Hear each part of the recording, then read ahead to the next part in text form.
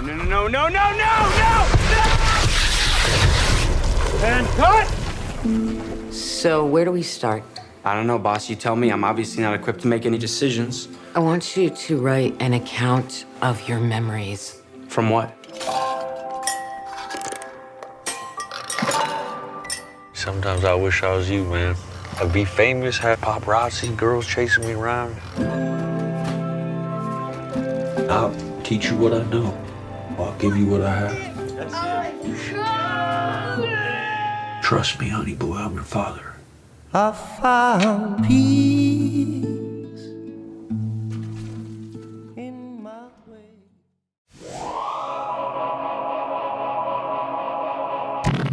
Hello, everyone, and welcome back to Film Optics. And today we're going to be reviewing Honey Boy, but this is going to be a spoiler-heavy review of Honey Boy. If you haven't seen the movie yet, you can check out our spoiler-free review that I did a few months back. And as always, I'm joined by Devin. How are you doing today, buddy? Good to have you back. I missed you. Yeah, it's been a little hiatus, just a little bit. You have a nice Thanksgiving? Thanksgiving got in the way. Yeah. How was yours? It was good, man. You know, I ate some turkey, watched the super bad version of The Lion King with some cousins of mine. It was crazy because like we all like sat down and they were like, "Oh, we want to watch The Lion King." I'm like, "Okay." So I put on the the original version, and they're like, "No, the better looking one." And I was like, "Oh my god!" Tried and I failed. I failed, Devin. I failed. I was like, all right, let's get this over with. And honestly, and this is my second time watching it, it was worse on a second viewing. It really was. Yeah, I can see that. Yeah, I just nope, not for me. A lot of the first viewing was the magic from hearing the songs again and all that. But yeah. Once that's out of the way. Well, as soon as the Aladdin remake comes on to Disney Plus, I'll definitely give it another rewatch. Because I only saw it in theaters. But did you see they're doing a spin-off with the random German or whatever guy? Yeah, I saw that. It's I so thought it was random. very, very odd. I don't know. He's barely even in the movie. Barely. Like, what, maybe 5-10 minutes, if that? I mean, I like him as an actor, but it's pretty strange. Yeah, it's hey man, some of these random. You got the Trench from Aquaman spin-off series, whatever. It's too weird. But anyway, as I digress, before we begin today, you can listen to this review on Apple Podcasts, Spotify, Google Play, Stitcher, and Anchor. And we have an Instagram page now, so you can follow us on Instagram at Film Optics. I decided to finally get one. I caved, and it's going pretty well. It's kind of I don't really use my Instagram all that much. I mean, if I do, I'm just posting things in my story or liking someone else's post. So I figured if I'm going to post something, it might as well be movie related, So yeah. So let's just dive right in. So let me read the synopsis here really quick, and then we'll just we'll head this deep dive straight spoilers, and get our feet nice and wet here. So let me read the synopsis really quick. A young actor's stormy childhood and early adult years as he struggles to reconcile with his father and deal with his mental health. This stars Shia LaBeouf, Lucas Hedges, and Noah Jupe. And the director is Alma Harrell. Is a woman, and she did a fantastic job with this movie. I don't even know where to begin, man. What were your thoughts? I've been pretty excited for this movie since the trailers first started coming out, because I think we've been interested in Shia LaBeouf our whole life, because he's been with us since pretty much our whole life. Yeah. Like when was Even Stevens? Like 2001. I think so. Let's see. Yeah, I want to say. I mean, you can watch I still haven't watched all of Even Stevens on Netflix. I mean, not Netflix, excuse me. Yeah, Even Stevens was from 2000 to 2003, so it's just like right in the heart of our childhood. Yeah, it seems like 3 years seems like not that long of a time, but like it feels like that show went on forever. But it was so good, and then he got his first. Shia got his first. I believe his first silver screen with Holes, and that was really awesome. Yeah, that was also a big part of our childhood. Obviously, we all had to read the book and then the movie. Yeah, and the movie came. Yeah, it was perfect timing. The movie came out like right after we were done reading the book in school. I was like, "This is amazing," and I love that movie. Yeah, and he's been in. So that was his first big movie, and then he got the Even Stevens movie. It was that same year, and then he was in Dumb and Dumberer. Oh my god, that's great. Right. He was also in the Charlie's Angels movie. I don't remember that. I don't remember that either. The one with Drew Barrymore. Yeah. He was in iRobot. I do remember that. He was in iRobot. Yeah, he was like the guy in the street who was like fighting, or not the guy, but the kid. Dude, it's been so long since I've seen that movie. God, it's so good though. I gotta watch it. Disturbia, that's a classic. Disturbia, Transformers, Eagle Eye. Transformers before it went Mark Wahlberg and got bad. Yeah, definitely. That was that was quite the turn there. I remember Eagle Eye, and Peanut Butter Falcon as well. Recent. Yeah, it's the recent one. Yeah, but we've had interest in him our whole life. Even when like he started having some issues, you could tell he was going through some stuff. Yeah, I didn't really want to shit on him too bad because the life of a child actor is never easy. So I'm glad to see he's rebounding. Yeah, I'm glad to see he's doing really well. We've been seeing him a lot. He's been he did the Actors on Actors with Kristen Stewart. He was on the that Hot Wing Chicken show on not Netflix. Wow, YouTube. I forgot the actual name of the channel. Hot Ones. First We Feast. Yeah, it's that, and I saw that was a great episode. That really was, and you can just see that Shia is very happy to be back in Hollywood. I remember, as you said, it's hard for child actors, and it's very easy to judge someone off of something that you've never done, but I think people forget that as much as we see these people who are on TV and on the internet, like they have lives too. They have problems just like everybody else, and it's not to be taken lightly, because they're going through. They may have they may be a little bit more privileged, but that the classic saying, more money, more problems, and that's definitely true. And I'm just really glad that he is, like you said, coming back, and he's back. I'm just happy to see him back, and in such a powerful film as well. Yeah, all that culminating into this movie is just so, like, I don't really want to say brave, because there's people that do actually brave things, but it was just like, it's kind of crazy to put your whole life on a movie like this. Yeah, especially when there's been so many ups and downs for him. Yeah, and it's literally, especially with being famously, we've seen this throughout the years that, it does come at a price, especially, you don't have as much privacy. They can't just say, hey, I want to go to the movies tonight. I want to see the new James Bond film. And they can't really, just go out to the crowd, go on their AMC app and, pick a time, pick a seat, and just go without worrying about having to run into anybody. But especially with this movie, this is very personal for Shia, and it just speaks on so many levels. And it's only around an hour and a half, so it's not that long of a movie.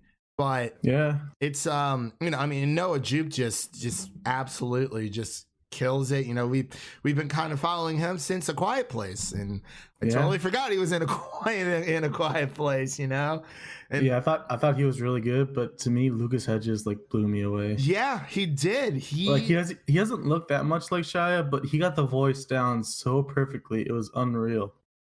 Yeah, if you close your eyes, that's Shia LaBeouf like yelling and stuff. Yeah, it was crazy. I think my favorite line is when he says, with older Otis, Lucas Hedges plays, he said, my dad's not the reason I drink, he's the reason I work.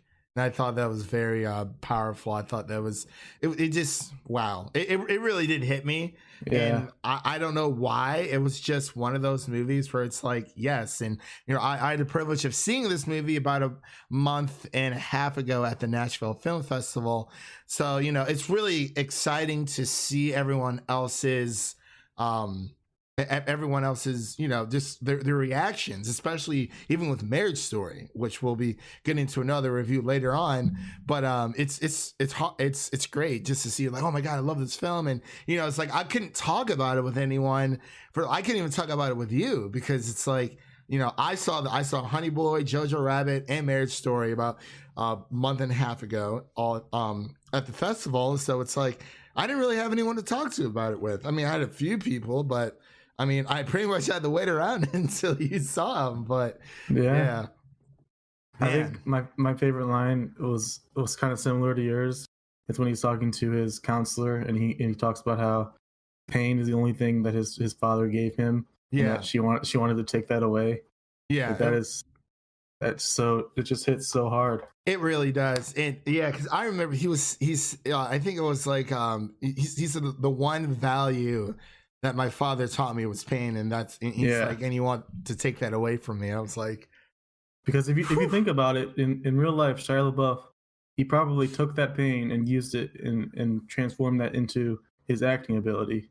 He took the pain and used that to get into different characters. So every time he's doing that for a movie, he has to relive some of these events over and over again. It's just crazy to think about. Yeah, and it seems like easy, we've never really done acting before. I've always been very interested in it, but it's like, people, crying on cue, and it is just, I don't know how they do it. It is something that only they can understand, because a lot of people who are famous do have pretty messed up childhoods, or someone in their life that has given them the trouble and the trials and tribulations that a lot of these celebrities go through. Some may seem easier than others, but everyone has skeletons in the closet. And I can't think of many actors working today who would be willing to put their whole life on screen. Yeah, it's so crazy. It really is. Oh man. So what did you think of the I guess you could say she was like the prostitute who lived like across like the trailer park yard? Yeah, in the credits they call her Shy Girl. Shy Girl, yeah. She was cool. I liked her a lot. Apparently she's played by FKA Twigs, who is a pretty famous musician.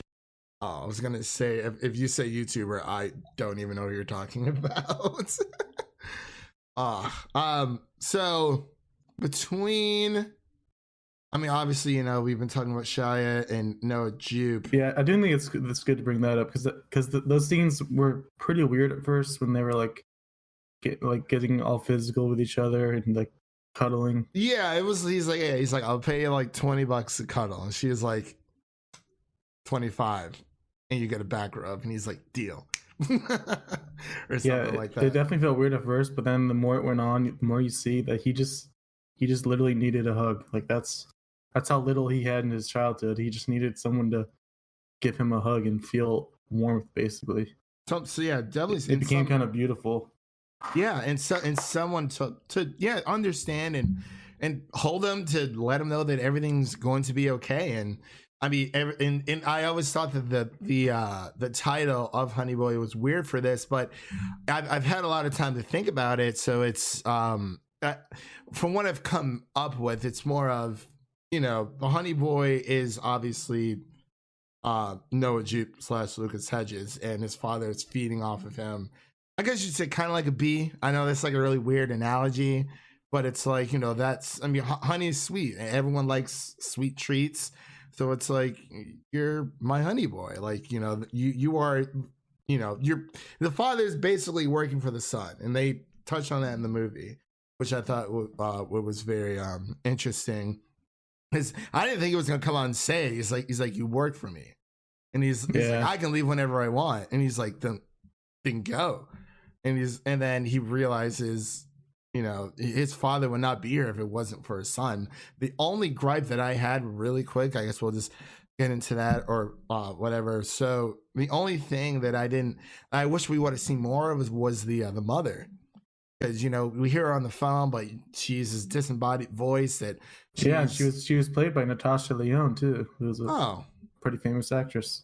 It would have been nice to see her on screen at some point. Yeah, that was my major concern, but and I guess another one would be that I wish it was longer. I wish would have gotten at least like a 2 hour and like maybe 5-10 minute film.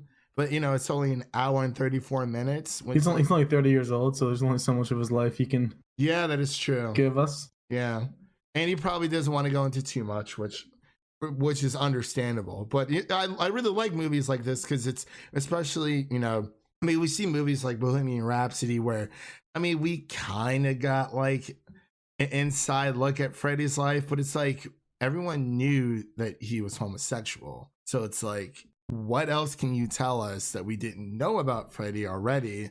And then, you know, the family Freddie Mercury, you know, or, you know, and the band's like, oh, you know, we want to keep a lot of things private.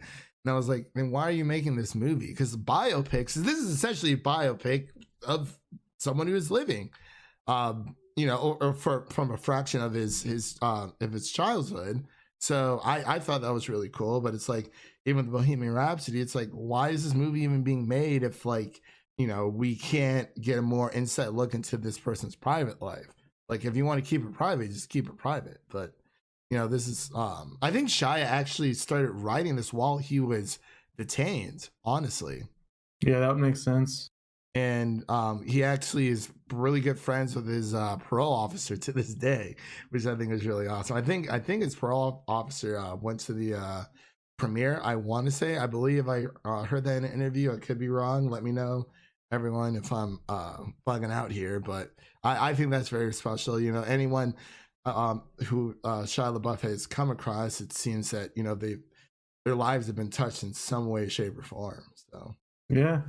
I'd say my only real gripe is some of the scenes felt a little too artsy, like the scenes where he's riding on the bike at the back of the motorcycle. Oh, I loved like, it though. So it's that particular one seems a little overused nowadays. Yeah, it seems to be done a lot, but not too big of an issue.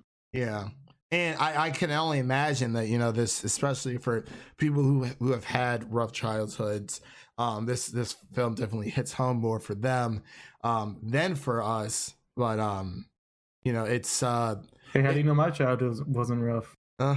I was making my dad work for me when I was 12. Hey, there you go. Something I didn't know. It's like, you own me. I own you. You need me. But well, yeah, was there anything else you wanted to touch on? The end, it's kind of crazy because the way it ends, he kind of doesn't want you to view his dad as a bad guy. Yeah, he wants you to see his dad, because you could tell his dad cared. At the very least, he cared, but he had so many issues that he couldn't really portray it well, and he just had so much drama in his lifetime that he had troubles living, basically. Yeah, and I believe he even says in the film that, you know, he say, you know, you come from a long line of like messed up people, and, you know, they didn't know how to deal with the world, so they drank, or it was something. Obviously, I'm paraphrasing, but it was something along those lines. And it really did towards the very end, when it's, you know, he even Shia LaBeouf even says in an interview, he said he loves his father, you know, despite of everything. And it towards the end of the movie, when when Otis goes back, quote unquote, I'm assuming well, no, because his father's still alive. I was like, wait, did he die? I'm like, no, Shia's father's still alive. He goes back and he's like, you know, after being detained, he's like, I'm gonna write a movie about you. He's like, make you look good, honey boy. Yeah, I was like, dude, it hit me so hard, and I don't know why. It was just, man, I loved this movie. I loved it. You know, it is definitely top 5 for me going in to award season. We got a video coming up. Yeah, and we got Golden Globes in the Oscars. There's been a lot of other awards shows been going on, you know, throughout the coming weeks. So, which is awesome. I believe New York City just had like their critic the awards, and Joker won an award, so I thought that was pretty cool. It was awesome. But so for Honey Boy, what would you give it out of 100, Devin? I'll go with an 88. Ooh, there you go. Pretty up there. Yeah. I'm gonna go with a solid 90. I love Shia LaBeouf. He is back. We've gotten 2 great films with him so far, and I wish him nothing but the best, and I hope he continues to strengthen his career and rebuild it from the ground up. And please play Moon Knight, please. And please play Moon Knight for Marvel in the cinematic universe, because we're all Marvel shows here. Well, we're everything shows here. We love everything comic books. But yeah, solid 90 from me, dude. And I'm just gonna leave it at that. So I guess that just concludes our review here. I had one little interesting story to add. Oh, all right. Go ahead. So after I saw the movie, I think it was Wednesday.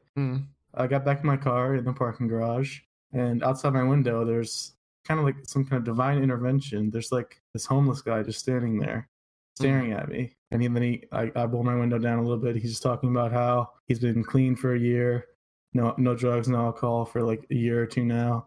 He's talking about how he just is trying to get through life and whatnot. And I didn't have any cash, so I didn't give him any, but I think I would have, because it felt really weird to have that happen right after a movie like this. Because obviously the dad had drug and alcohol issues the whole time throughout the movie. Oh yeah, dude. Yeah, especially where I live, it's happened a few times. If I do ever have cash on me, because just like you, I barely carry cash around with me anyway. But there has been instances where I've there was one instance. I think it was like a year and a half ago. There was a lady standing out on the street, and it was pretty cold for where I live here. And I had this old blanket in the back of my car, and because I passed her once, and then she was just she had all this stuff in her back. She had this little tiger she was holding, and I saw someone give her money, but I had an extra blanket, so I kind of circled back around and I just gave it to her. I mean, I don't know what she was going through, but I wasn't using it. It's been sitting in the back of my car for a while. It didn't stink or anything. It was just there, but she seemed really appreciative of it. So. Yeah, that was my little good deed for. Did that happen right after Honey Boy? It did not. I just figured I'd share it with you. I'm like, I got a story too. It did not happen after Honey Boy. I was broken after Honey Boy. I kind of just went home and sat down and thought, reflected on my life. That's how you know a movie was good. Yeah. Oh man. But that is very powerful though. Definitely. So I guess that does officially conclude our spoiler review of Honey Boy. Again, you can listen to this review on Apple Podcasts, Google Podcasts, Spotify, Stitcher, and Anchor. And if you're listening to this on Apple Podcasts, please give us a review and some stars, some 5 out of 5 stars, because that would be awesome. Let us know how we did.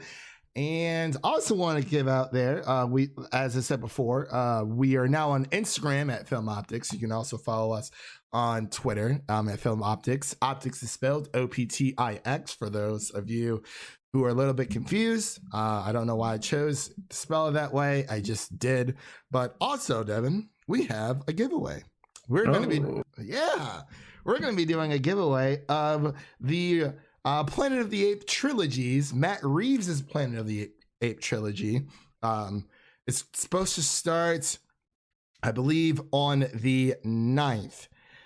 So I will post it on Twitter and I will post it on Instagram. Just make sure to follow us over there to keep updated on that giveaway. It's going to last for a week. So I believe I have it slated for Monday, and it will end on the 15th of December. And so you'll get all three. I'm just going to give out the entire trilogy because I figured it'd be kind of pointless to just give out one per each. And I don't feel like doing that many giveaways, to be completely honest. I do have a few more in my back pocket that I want to do giveaways for, but we'll get to those later. So yeah, Matt Reeves' Planet of the Apes trilogy. One of the most underrated trilogies in a long time. I definitely agree. And hopefully Disney doesn't mess it up. I don't think they will, though. I think they'll figure out something. But that's all I had today for this. thank you, Devin, always for coming on, and thank you for everyone listening at home. And we will see you guys in the next one. Peace.